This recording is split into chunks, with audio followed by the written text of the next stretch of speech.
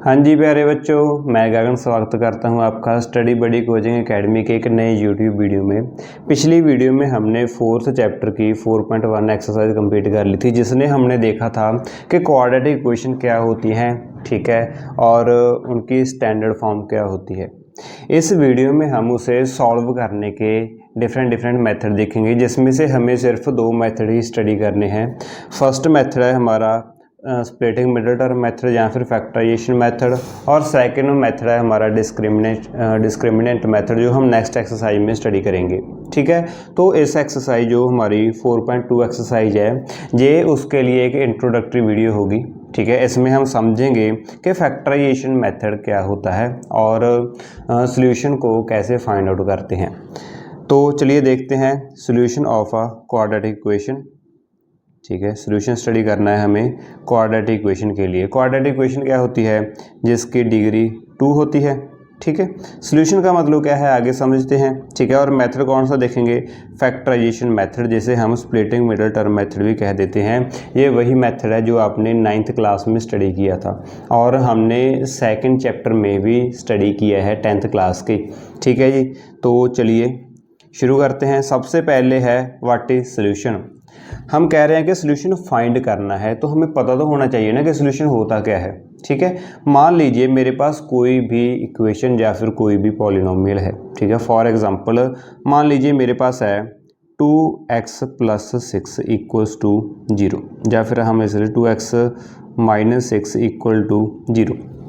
ठीक है, equal to का साइन है तो ये एक इक्वेशन है, और x की पावर यहाँ पर 1 है मैक्सिमम, तो ये क्या है? एक लीनियर इक्वेशन है। मान लीजिए हमें इसका सॉल्यूशन फाइंड करना है, तो कैसे फाइंड आउट करेंगे? यहाँ पर हम x की डिफरेंट वैल्यूज़ पुट करके देखेंगे। ठीक है, सबसे पहले मान लीजिए मैंने x की वैल्यू 0 पुट की, तो मेरे पास आ जाएगा 2 × 0 - 6 = 0, 0 - 6 = 0, और -6 हमारा 0 के इक्वल आ गया, जो कि इनकरेक्ट है। तो x = 0 इस इक्वेशन को सेटिस्फाई नहीं कर रहा। ठीक है, उसके बाद और डिफरेंट वैल्यूज़ हम पुट करके चेक करेंगे। मान लीजिए मैंने पुट किया x = 1, तो मेरे पास क्या आ जाएगा? 2 - 6 - 4, ये भी सेटिस्फाई नहीं करता। फिर पुट किया x = 2, ये भी सेटिस्फाई नहीं करेगा। फिर मैंने x = 3 पुट किया, तो मेरे पास क्या आएगा? 2 × 3 - 6 = 0, 3 2 = 6 - 6 = 0, और 0 = 0, जो कि करेक्ट है। ठीक है, तो यहाँ देखिए आप x की वैल्यू 3 पुट करने के बाद हमारे पास जो इक्वेशन है वो सेटिस्फाई हो गई, यानी कि इक्वेशन हमारी सही हो गई। तो x = 3 को हम सॉल्यूशन बोलते हैं। ठीक है, किसका सॉल्यूशन है? ये इस पॉलिनोमियल का सॉल्यूशन है। ठीक है, तो इसे हम सॉल्यूशन कह देते हैं। तो आइए थोड़ा मैथ की लैंग्वेज में देखते हैं कि सॉल्यूशन क्या होता है। इसे मैं इरेज कर देता हूँ।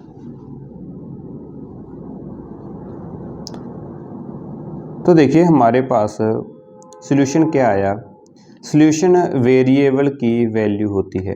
सॉल्यूशन क्या होता है? जो भी हमारे पास इक्वेशन में वेरिएबल्स हैं, वेरिएबल की एक वैल्यू होगी।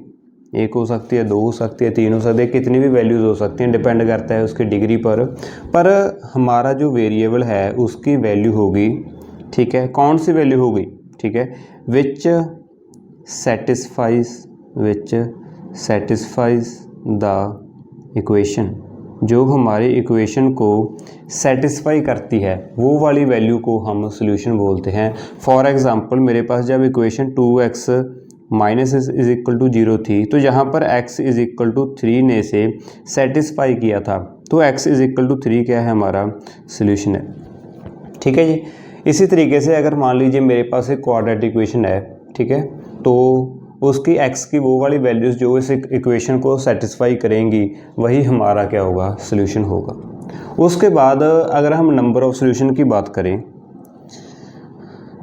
अगर हम नंबर ऑफ़ सॉल्यूशंस की बात करें, तो वो क्या होता है?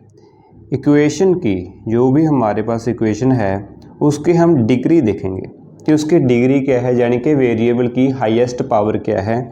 जितनी डिग्री होगी उतने ही नंबर ऑफ़ सॉल्यूशंस होंगे। तो नंबर ऑफ़ सॉल्यूशन और डिग्री बराबर होती है। ठीक है। अगर डिग्री 1 है तो 1 सोल्यूशन आएगा, जैसे यहाँ पर डिग्री 1 थी तो इसका एक ही सोल्यूशन आया था, ठीक है। और अगर डिग्री 2 होगी तो 2 सोल्यूशंस आएंगे। तो हमारी देयरफॉर मैं बोल सकता हूँ कि जो हमारी क्वाड्रेटिक इक्वेशन होगी उसकी डिग्री 2 होगी, ठीक है। तो उसके नंबर ऑफ सोल्यूशन भी कितने होंगे, 2 होंगे। यानी कि इस पूरे चैप्टर में हम हर एक इक्वेशन के 2-2 सोल्यूशन फाइंड करेंगे, ठीक है। वो इक्वल भी हो सकते हैं बाय चांस, पर मोस्टली 2 ही सोल्यूशन हम मान के चलते हैं, ठीक है जी।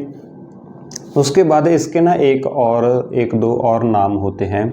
आपने सुना होगा रूट्स ऑफ अ इक्वेशन, या फिर रूट्स ऑफ अ पॉलिनोमियल, या फिर जीरोज ऑफ अ पॉलिनोमियल, ठीक है। रूट्स ऑफ अ पॉलिनोमियल और जीरोज ऑफ अ पॉलिनोमियल और सोल्यूशन ऑफ अ पॉलिनोमियल, ये तीनों एक ही चीज़ है, ठीक है। अगर इक्वेशन है तो उसके हम जनरली सोल्यूशन बोल देते हैं। अगर हमारे पास कोई पॉलिनोमियल है तो जनरली उसके हम रूट्स या फिर जीरोज बोल देते हैं, ठीक है। इसकी थोड़ी डिटेल हम आगे देखते हैं। सबसे पहले एक एग्जांपल से समझते हैं। मान लीजिए मेरे पास एक क्वाड्रेटिक इक्वेशन है 2x² - 3x + 1 = 0, ठीक है। यहाँ पर हमें इसका सोल्यूशन फाइंड करना है। क्या फाइंड करना है, सोल्यूशन। और मैंने अभी बताया कि सोल्यूशन होता क्या है।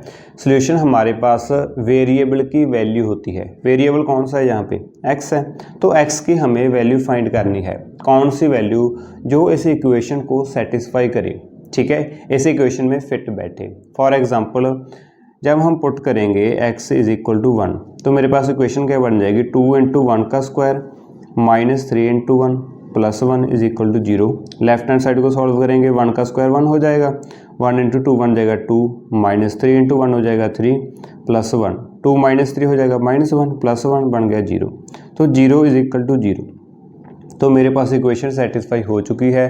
तो therefore x = 1 is a solution. तो x = 1 क्या है, सोल्यूशन है हमारा। किसका सोल्यूशन है, इस इक्वेशन का सोल्यूशन है, ठीक है। इसे हम सोल्यूशन भी कह सकते हैं, इसे हम रूट ऑफ दिस इक्वेशन भी कह देते हैं, ठीक है, रूट ऑफ दिस इक्वेशन।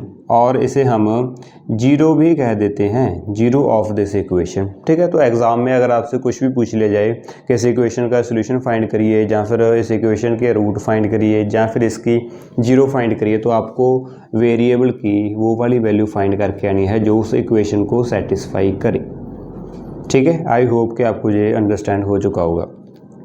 उसके बाद अगर आपके पास मान लीजिए कोई इक्वेशन दी ही गई नहीं है, ठीक है, कोई इक्वेशन नहीं दी, आपको सिर्फ एक पॉलिनोमियल दे दिया। फॉर एग्जांपल मान लीजिए मैं यही लिख लेता हूँ, 2x² - 3x + 1। यहाँ पर जो =0 थी वो हमने नहीं लगाई, तो ये क्या है, एक पॉलिनोमियल है। अब ये इक्वेशन नहीं है क्योंकि इक्वल टू का साइन नहीं है, ये सिर्फ एक पॉलिनोमियल है, ठीक है। अब आपको कहा जाए कि इसकी जीरो फाइंड करिए या फिर इसका रूट फाइंड करिए, तो आप क्या करेंगे, यहाँ पर =0 तो नहीं है, ठीक है। अगर =0 होती तो हम x की वैल्यू पुट करके देख लेते, ठीक है, जो इक्वेशन को सेटिस्फाई करे। तो हमारे पास जहाँ इक्वेशन ही नहीं है तो सबसे पहला स्टेप होगा कि हमें इसे इक्वेशन बनाना होगा। इक्वेशन कैसे बनाएंगे, =2 रखेंगे, ठीक है। और मैंने आपको बताया है कि रूट, इस इक्वेशन का रूट या फिर इस इक्वेशन की जीरो वेरिएबल की वैल्यू होगी, यानी कि x की वैल्यू होगी। कौन सी वैल्यू होगी, जिस पर इस पॉलिनोमियल की जो वैल्यू है वो जीरो आए, ठीक है। x की वो वाली वैल्यू जिस पर px यानी कि पॉलिनोमियल x 0 के बराबर हो जाए, ठीक है। तो हम क्या करते हैं, इस पॉलिनोमियल को 0 के बराबर रख लेते हैं, उसके बाद x की वैल्यू फाइंड करते हैं, ठीक है। तो उसके बाद देन x की जो भी वैल्यूज़ आएंगी वही हमारी क्या होंगी, x की जो भी वैल्यूज़ आएंगी वही हमारी क्या होंगी, जीरोज़ होगी या रूट होंगी, ठीक है।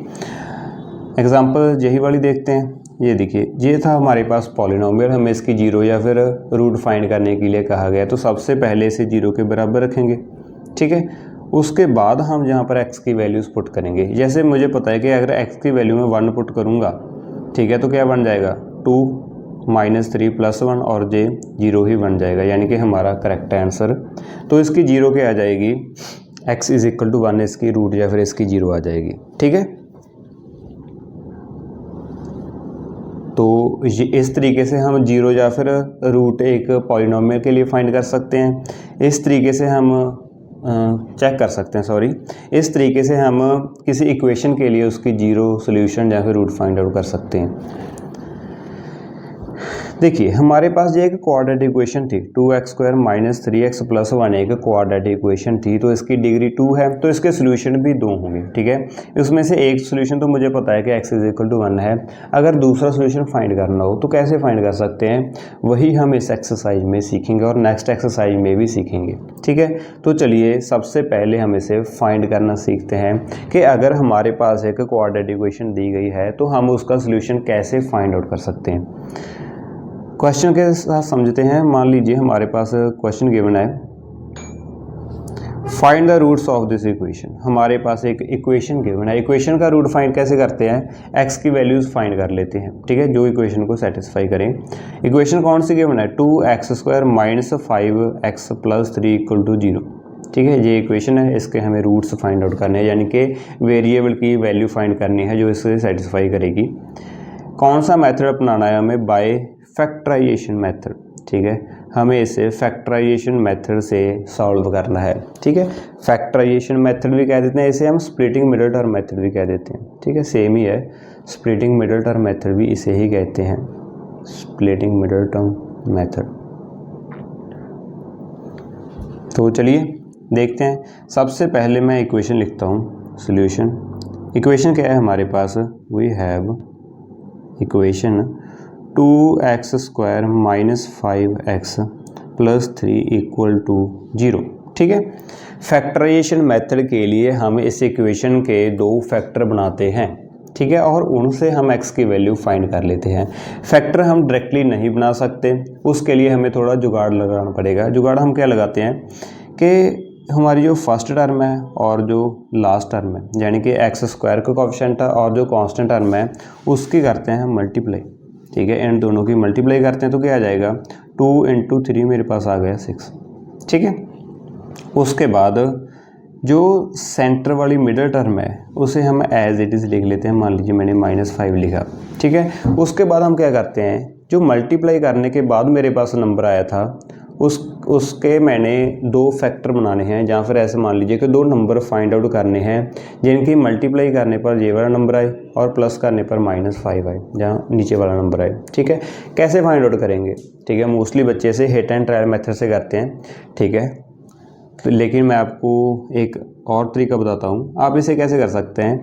6 के आप फैक्टर्स लिखिए, क्या क्या है, देखिए 1, 2, 3 एंड 6, ये चारों क्या है 6 के फैक्टर्स हैं मेरे पास।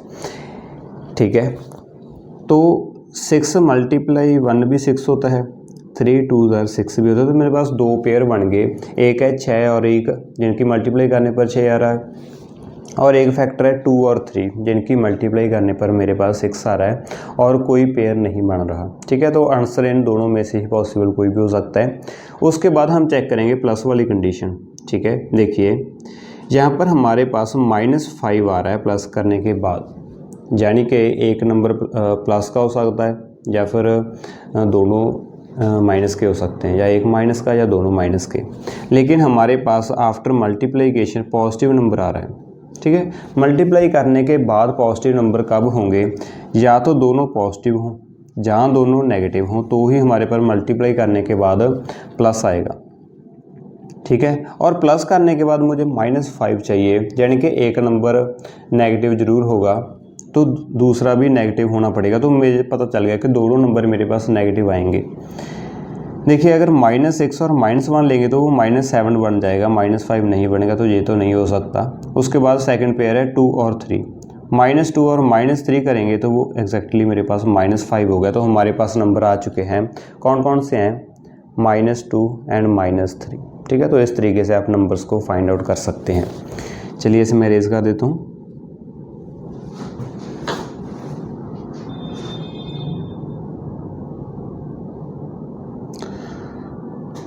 उसके बाद हम क्या करते हैं कि जो मिडिल टर्म है उसे इन नंबर्स की हेल्प से लिखते हैं, जैसे 2x² ऐसे ही लिखा।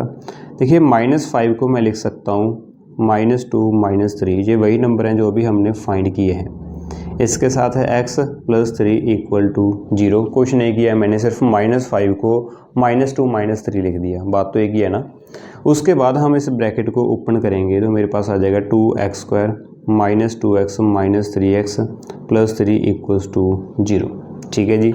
उसके बाद हमें क्या करना होता है, फर्स्ट 2 टर्म्स और लास्ट 2 टर्म में से कॉमन निकालना है। ठीक है, क्या कॉमन होगा इसमें, देखिए 2x² - 2x में से एक तो 2 कॉमन है और एक x कॉमन है। ठीक है, यहाँ पर पीछे क्या बचा, x, यहाँ पर बचा -2x तो बाहर गया तो -1 बच गया।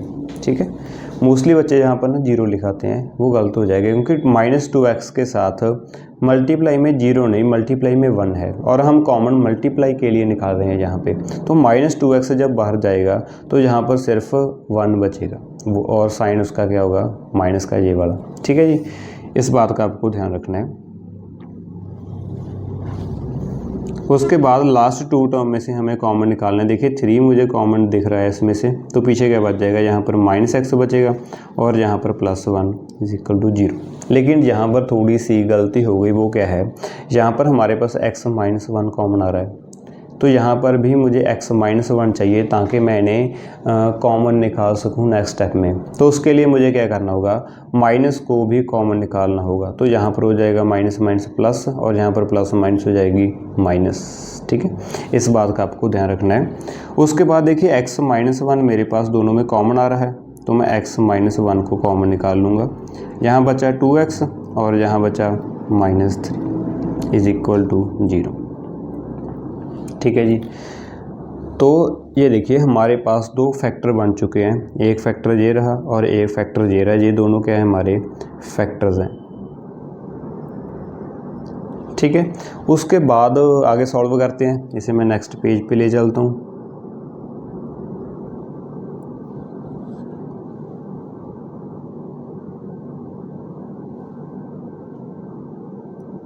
तो ये रहे हमारी इक्वेशन जो अभी तक बनी थी। उसके बाद देखिए मेरे पास 2 नंबर्स हैं, ये भी एक नंबर है, ये भी एक नंबर है। इनकी मल्टीप्लाई करने के बाद मेरे पास 0 आ रहा है।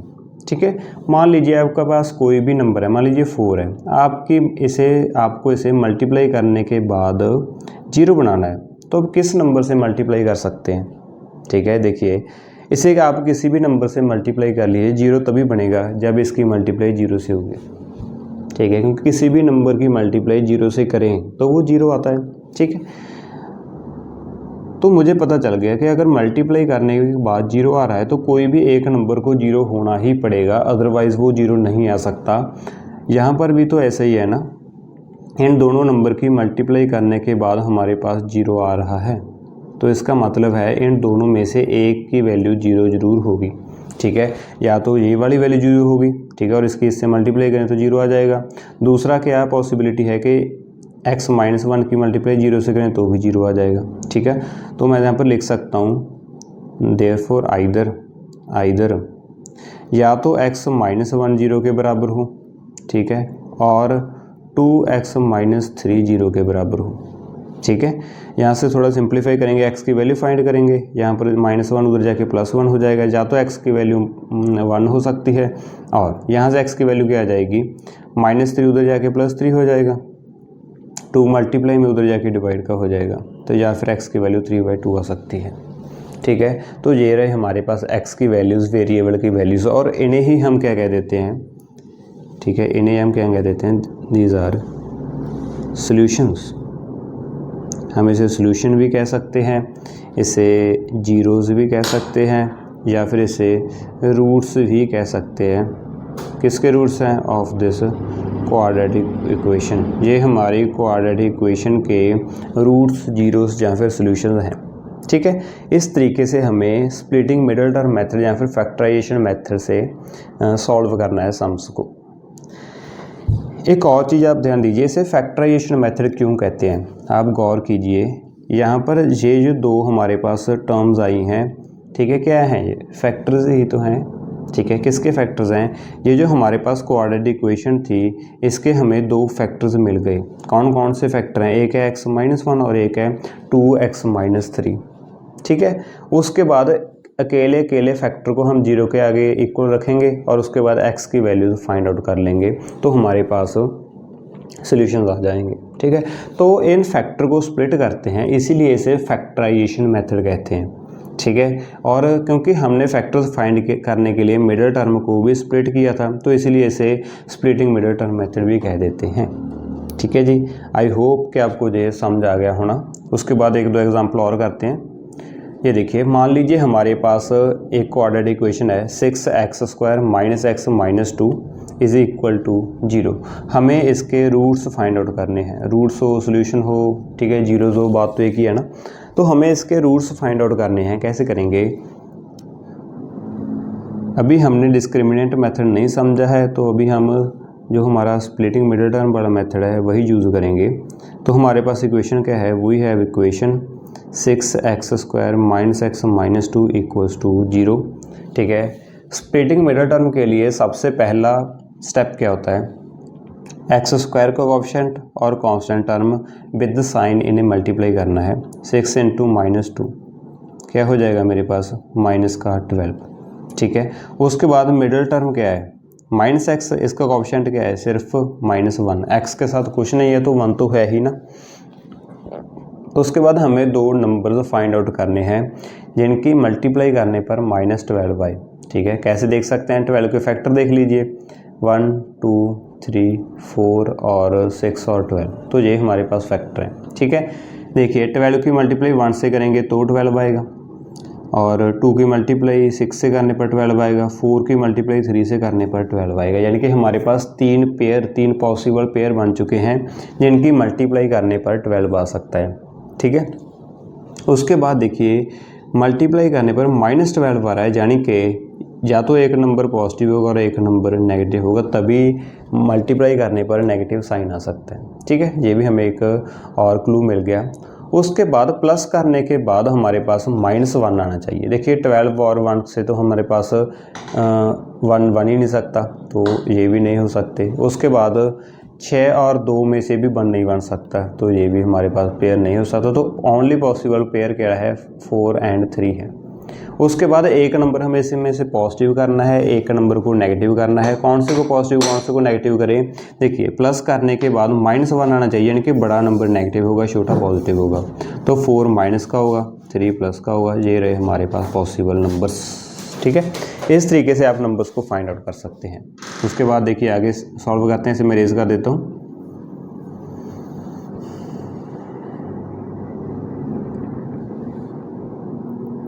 नेक्स्ट स्टेप क्या रहता है हमारा? हमें मिडिल टर्म की जगह पर इन दोनों नंबर्स को लिखना है। जैसे -1 की जगह पर मैं लिख दूंगा +3 -4, जैसे कीजिए -4 + 3 भी कुछ भी लिख सकते हैं, आगे पीछे लिखेंगे तो भी गलत नहीं होगा, ऑर्डर मायने नहीं रखता है यहाँ पे। उसके बाद क्या करेंगे? ब्रैकेट को ओपन करेंगे तो मेरे पास आ जाएगा 6x² -4 × x हो जाएगा -4x, +3 × x हो जाएगा +3x, -2 = 0।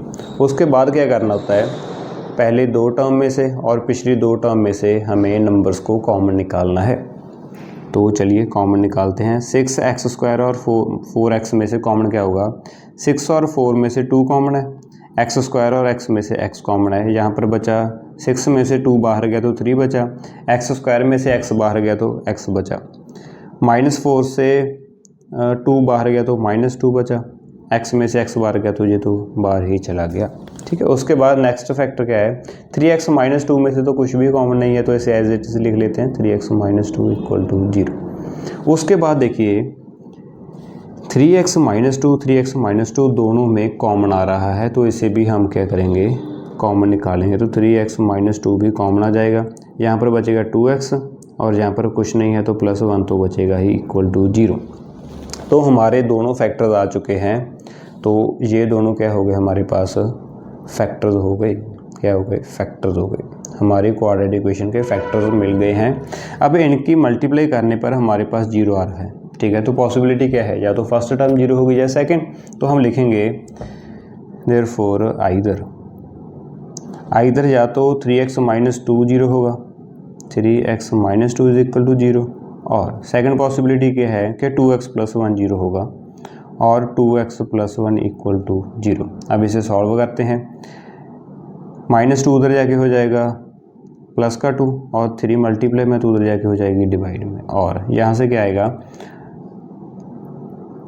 +1 जहाँ उधर जाके -1 हो जाएगा, 2 मल्टीप्लाई में तो उधर जाके डिवाइड हो जाएगा। तो x की हमारे पास दो वैल्यूज़ आ गई, एक है 2/3 और एक है -1/2।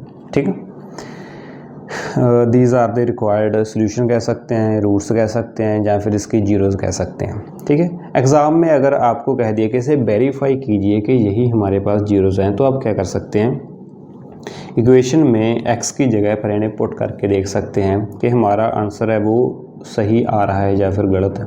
अगर सही हुआ तो आपका सोल्यूशन बिल्कुल करेक्ट है, और अगर गलत हुआ तो आपने कहीं गलती की है, क्योंकि इक्वेशन को तो सेटिस्फाई करेंगी ही हमारी वैल्यूज़। ठीक है, इस बात का आपको ध्यान रखना। उसके बाद एक और सम देखते हैं, find the roots of the quadratic equation. हमारे पास नीचे एक क्वाड्रेटिक इक्वेशन दी गई है, इसके हमें रूट्स फाइंड आउट करने हैं। क्वाड्रेटिक इक्वेशन क्या है, 3x² - 2 √6x + 2 = 0। देखिए,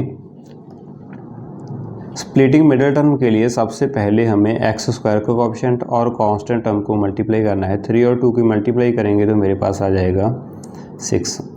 उसके बाद मिडिल टर्म को उठाना है विद साइन, तो मेरे पास आ जाएगा -2 √6। तो अभी मैंने दो नंबर फाइंड आउट करने हैं जिनकी मल्टीप्लाई करने पर तो 6 आए, लेकिन प्लस करने पर 2 √6 आए। ठीक है, अब आपके पास ना अगर आप 6 के फैक्टर्स बनाएंगे 1 2 3 6, तो इसमें से यूज़ करके आप कभी भी √6 नहीं ला पाएंगे। ठीक है, क्यों नहीं ला पाएंगे, देखिए, क्योंकि मुझे पता है कि अगर मेरे पास √6 आ रहा है, ठीक है, प्लस करने पर √6 आ रहा है, तो दोनों फैक्टर्स में √6 होगा। फॉर एग्जांपल अगर मेरे पास हो √2 + √2, तो क्या हो जाता है, √2 मैंने कॉमन लिया, यहाँ पर आगे 1 था, यहाँ पर भी 1 था, तो 1 + 1 2 हो जाएगा। तो इनकी प्लस करने पर मेरे पास आएगा 2 √2। ठीक है, और अगर मैं मान लीजिए √2 + √3 करना है तो कितना होगा, √2 + √3 को हम प्लस ही नहीं कर सकते जी, ऐसे ही रह जाएगा। ठीक है, तो यानी कि अगर तो रूट में सेम टर्म है तो उसके जो आगे वाली टर्म होती है वो प्लस हो जाती है। अगर डिफरेंट टर्म है, जैसे यहाँ पर था डिफरेंट टर्म्स थी, तो उन्हें हम प्लस ही नहीं कर सकते। ठीक है, वहाँ पर हम इस केस में हमारे पास कोई सोल्यूशन नहीं होगा। तो इससे मैं एक हिंट ले सकता हूँ कि मेरे पास ना रूट में 6 आ रहा है, √6 यानी कि 1 टर्म आ रही है। ठीक है, तो मेरे पास हिंट मिल गया कि मेरी दोनों टर्म्स में √6 होगा, तभी मेरे पास प्लस करने के बाद √6 आएगा। ठीक है, तो एक चीज़ तो मेरे पास श्योर है कि मेरे पास जो टर्म्स हैं उन दोनों में √6 होगा ही होगा। ठीक है, और उसके बाद देखिए मल्टीप्लाई करने पर पॉजिटिव नंबर आ रहा है, प्लस करने पर -2 आ रहा है, यानी कि दोनों टर्म मेरे पास नेगेटिव होंगे, तभी मल्टीप्लाई करने पर ये कैंसिल हो जाएंगी। ठीक है, और प्लस करने पर ये शो अप हो जाएंगे। ठीक है, तो दोनों टर्म्स नेगेटिव होगी, दोनों में √6 होगा। उसके बाद हम आगे वाली टर्म देखते हैं, यहाँ पर है 2। तो 2 कैसे आ सकता है, अगर दोनों के आगे 1 1 हो। ठीक है, तो -1 -1 -2 हो जाएगा, √6 ऐसे ही रह जाएगा। तो मेरे पास देखिए आगे टर्म। ठीक है, वेरीफाई करने के लिए अगर हम मल्टीप्लाई करें -√6 मल्टीप्लाई -√6, तो वो क्या हो जाएगा, माइनस से माइनस कैंसिल, √6 × √6 हो जाएगा, √6 का स्क्वायर से रूट कैंसिल किया तो 6 ही आ जाएगा, यानी कि हमारे पास मल्टीप्लाई करने पर 6 चाहिए तो वो आ गया। यानी कि मेरे पास दो नंबर जो हमें चाहिए थे वो मिल चुके हैं, और वो कौन कौन से हैं, इसे मैं एरेज कर देता हूँ सभी को।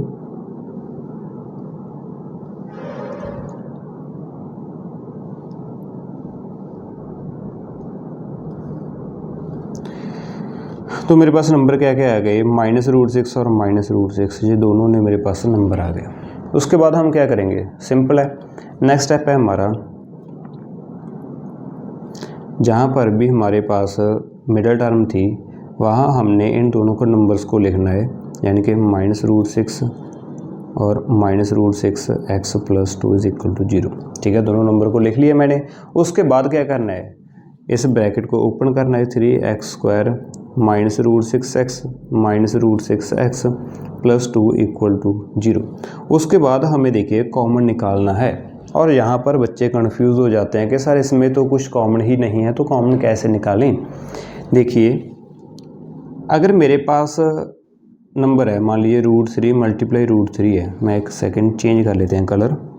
जैसे मान लीजिए मेरे पास था √3 मल्टीप्लाई √3, तो कितना आंसर आएगा मेरे पास 3 आएगा ना। तो 3 के ये भी तो 2 फैक्टर्स हैं ना, ठीक है।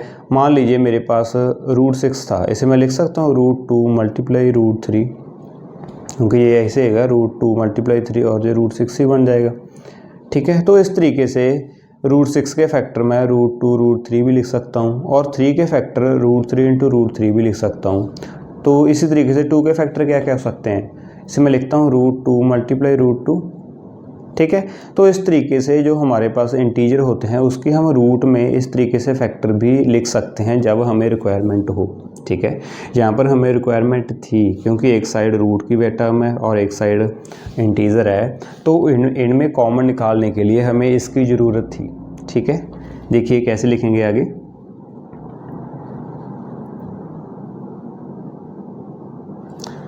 देखो हम लिख सकते हैं 3 को मैं लिख सकता हूँ √3 इंटू √3, 3 ही तो बन जाएगा। x² को मैं लिख सकता हूँ x मल्टीप्लाई x, ठीक है। बस समझाने के लिए लिख दिया, आप x² भी लिख सकते थे। उसके बाद माइनस √6 को मैं लिख सकता हूँ √2 मल्टीप्लाई √3 और x इसके साथ में है। आगे फिर -6 को मैं लिख सकता हूँ माइनस √2 मल्टीप्लाई √3 और साथ में है x प्लस 2 को मैं लिख सकता हूँ √2 मल्टीप्लाई √2 इक्वल टू 0। मैंने ऐसा क्यों लिखा वो अगले स्टेप में आपको क्लियर हो जाएगा। उसके बाद देखिए इसमें से अगर मैं कॉमन निकालूं तो इन दोनों फैक्टर में से क्या क्या चीज़ें कॉमन है। एक तो √3 कॉमन है और एक x कॉमन है, तो मैंने लिखा √3x कॉमन निकाला, तो जहाँ क्या बच गया √3 और एक x, यहाँ पर बचा √3x और यहाँ पर एक तो माइनस और √2, तो -√2 यहाँ पर बच गया, ठीक है जी। चलिए नेक्स्ट देखते हैं। इन दोनों टर्म में से मेरे पास एक तो √2 कॉमन है बस और कुछ नहीं, तो इनमें से मैंने √2 कॉमन निकाला। यहाँ पर क्या बचा √3x और यहाँ पर क्या बचा प्लस का √2 इक्वल टू 0। सॉरी यहाँ पर माइनस का साइन भी था तो यहाँ पर माइनस भी है, ठीक है। यहाँ पर देखिए नेक्स्ट स्टेप में हमें इनकी जो मान लीजिए ये फैक्टर्स थे इन्हें हमें कॉमन निकालना होता है, तो इन्हें इक्वल होना पड़ेगा। यहाँ पर है √3x माइनस √2, यहाँ पर उल्टा है -3√x प्लस √2 सॉरी, ठीक है। तो इसे हमें इक्वल करने के लिए क्या करना होगा, यहाँ पर नेगेटिव का साइन है तो इनके साइन चेंज करने होंगे, यानी कि -1 से मल्टीप्लाई, या फिर ऐसा कीजिए कि -1 कॉमन निकालना होगा, ठीक है। तो यहाँ से मैंने माइनस कॉमन निकाली, यहाँ पर हो जाएगा प्लस, यहाँ माइनस आ गई और यहाँ प्लस की हो जाएगी माइनस, क्योंकि यहाँ पर जो मेरे पास -1 है इसे मैं लिख सकता हूँ, या फिर जो +1 तो मैं लिख सकता हूँ -1 इंटू -1, ठीक है। जिसमें से एक -1 मैंने कॉमन निकाली तो यहाँ पर एक -1 बच गया, ठीक है। और -1 को मैं लिख सकता हूँ -1 इंटू +1, जिसमें से अगर मैंने -1 कॉमन निकाली तो पीछे बचा +1, ठीक है। तो इस तरीके से हम कॉमन निकाल के साइन चेंज कर देते हैं, ठीक है जी। तो इसे मैं रेज कर देता हूँ।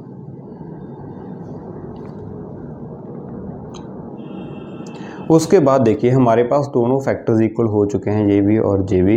तो नेक्स्ट स्टेप है हमारा इन्हें कॉमन निकालना, तो मैं √3x माइनस √2 को कॉमन निकाल लूँगा। यहाँ पर बचेगा √3x और यहाँ पर बचेगा -√2 इक्वल टू 0। उसके बाद बस हमें सिंप्लीफाई करना है इसे, या तो जे 0 हो सकता है या जे 0 हो सकता है। मैं नेक्स्ट पेज पे लिखता हूँ इन्हें, हमें यहाँ से कॉपी कर लेते हैं।